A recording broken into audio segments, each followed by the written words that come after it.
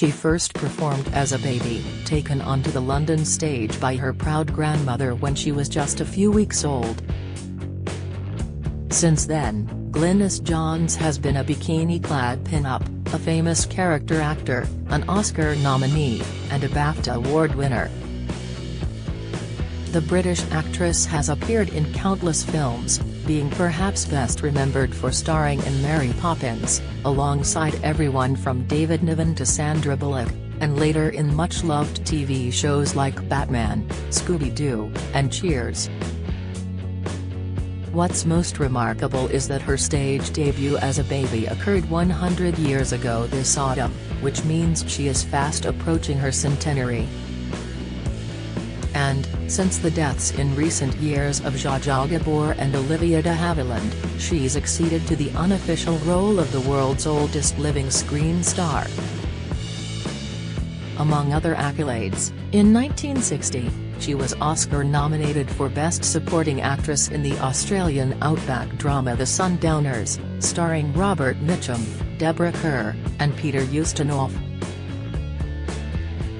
Now there are growing calls for her incredible career and longevity to be marked with a damhood. As her grandson Thomas Forwood told the Daily Express, Glynis had simply the most extraordinary career. It would be fitting to mark that formally. The actress and dancer, now retired, lives in a residential care home in Beverly Hills, California, and stopped giving interviews when she reached her 90s, but she has a raft of fans who are happy to sing her praises. Among them is Labour MP Chris Bryant, who has held the shadow brief for both arts and culture and media and sport. He summed up her decades in film and TV, saying, "What a star Glynis Johns is, a lifetime ambassador for the creative arts in the UK and particularly Wales." Mr Bryant, whose Rhondda constituency is close to Pembroke, where the star's family came from, added, "Glynis's CV stands up strongly when compared to fellow actors of her generation and younger like Angela Lansbury, Judi Dench, Joan Collins, and Maggie Smith, who all received damhoods, so it would be nice if the government could make the same gesture for her as she turns 100. She would certainly be a popular appointment in royal circles. She met members of the royal family many times, including the new Queen Elizabeth at a premiere for Rob Roy in October 1953. Glynis, whose 100th birthday falls later this year on October 5, was actually born in South Africa, where her parents were on tour, but was back in England for that auspicious stage debut just a few weeks later. Don't miss: Keir Starmer to hand vote to EU nationals if Labour wins next election. Latest, entitled "Idiots Are Real Reason You Can't Get Through to a Doctor GP Receptionist." Latest, Zelensky breaks silence after explosive plan to strike Russia leaked. Latest, her father was a touring actor at the time. Proud Welshman Mervyn Johns was a household name actor in the early years of British cinema, and Glynis's mother was a concert pianist. That grandmother who took her on stage was a virtuoso violinist. Glynis was clearly destined to perform, it was in her genes. With her fizzing energy, bright-eyed charm and signature husky voice, she would go on to be a staple star of stage, film and TV for decades. By the age of 5, she had joined the London School of Ballet and won a series of gold medals. In the class 2 years below her was Angela Lansbury, future star of Murder, She Wrote, who died last year aged 96. By 8, Glynis had been cast in her first West End play and would go on to perform as a child star throughout the 1930s at a number of London theatres still welcoming audiences to this day, the Old Vic, the Garrick, the Phoenix, and Wyndham's. She made her film debut in 1938 in the Yorkshire drama South Riding, which was remade for television in 2011. Other film parts followed, including the 1939 thriller On the Night of the Fire, in which she starred opposite a smoldering Ralph Richardson. The Second World War didn't slow her down. She worked steadily throughout it, notably in the highly regarded 1944 ghost story The Halfway House, in which she appeared with her father. A year later she was in the drama Perfect Strangers, alongside Deborah Kerr, with the youthful Roger Moore playing a minor role. She also worked on the West End stage, even as German bombs fell around it.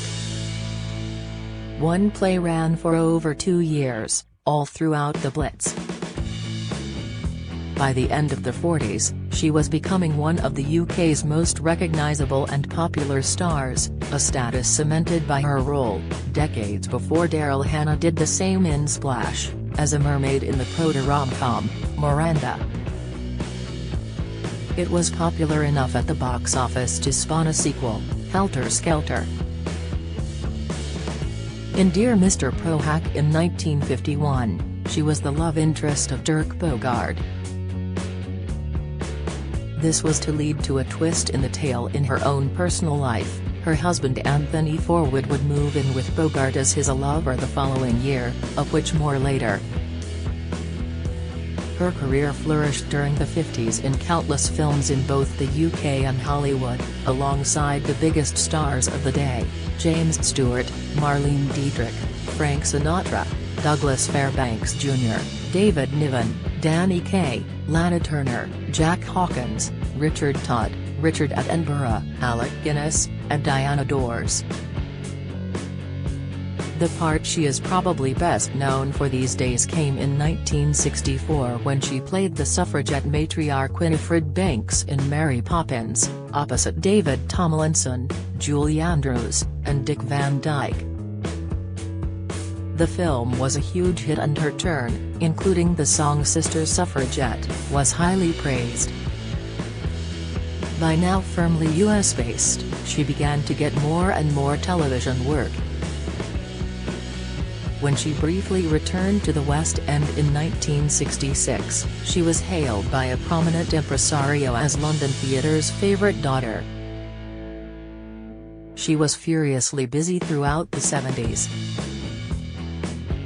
Standouts included a role in the original cast for hit musical A Little Night Music. Stephen Sondheim wrote his most famous song, the classic Send in the Clowns, with her in mind, and it would become her theme tune. The part won her a Tony. Sondheim said her voice had the quality of the rumpled bed which the song demanded. She also appeared alongside Richard Burton and Elizabeth Taylor in a film version of Under Milk Wood, celebrating her Welsh heritage. More film, TV and stage work followed in the 80s. She played the mother of Shelley Long's character Diane in Cheers, and appeared alongside her former schoolmate Lansbury in Murder, She Wrote. It was only in the 90s that she finally began to wind down her acting, yet she still starred in the West End, on Broadway and in grandmother roles in several films. Her final film roles came in While You Were Sleeping, in 1995, opposite Sandra Bullock and Bill Pullman, and the 1999 film Superstar, a comedy which also featured Will Ferrell. Perhaps a fitting final role as she had by now long established herself as a superstar. Glynis married 4 times and outlived every husband as well as her only son. Her closest surviving relative is her only grandchild, Thomas Forwood, 48, now a Paris-based screenwriter who grew up with her as his grandmother, and Bogarde as a de facto grandfather. My grandmother had the most incredible career over many decades and produced this vast body of work, he told the Daily Express. There's so much of it. I've only seen a fraction of it myself. But I'm immensely proud of her. She lives in a retirement home in Beverly Hills and stepped back from public life entirely a decade or so ago and now lives very quietly. She's still quite robust physically and has something of her old spirit about her. She still has a wonderful sense of humor. Thomas continues, "It was strange growing up and saying to my friends, 'Oh, my grandma was in Batman,' or seeing her in Mary Poppins. Of course, she came across as supremely confident, but in private she suffered quite crippling stage fright that she never really got over, only managed, so that makes her career even more remarkable." Film writer Richard Luck says, "Glynis was my constant companion throughout my early days as a movie fan. The simple fact of the matter is that, whenever Ms. Johns is on screen, the picture belongs to her. And whenever she's off camera, we long for her return." Even in one of her final major films, 1994's The Ref, she steals the picture from under the feet of its nominal leads Kevin Spacey, Dennis Leary, and Judi Davis. Sarah Cronin-Stanley, head of Talking Pictures TV, the channel which specializes in screening older British films, says Johns remains one of the most popular stars among their audience. "Glynis is an icon of British cinema and all the feedback we get confirms that she's enduringly popular. She started out as a stage actress and some people can't manage the transition from that to screen because they almost overdo it, but Glynis could tell you everything with just a pointed glance or a raised eyebrow. We're really proud to be able to screen a number of her films, including a couple of my favorites, including Halfway House, in which she appears alongside her father, and one of her earliest films, Under Your Hat, in which she dances and sings, a reminder of just how multi-talented Glynis was." Ms. Cronin-Stanley is also keen for Glynis to receive a damehood. She added, "I think it would be a marvelous gesture if the new king could honor her while she is still with us."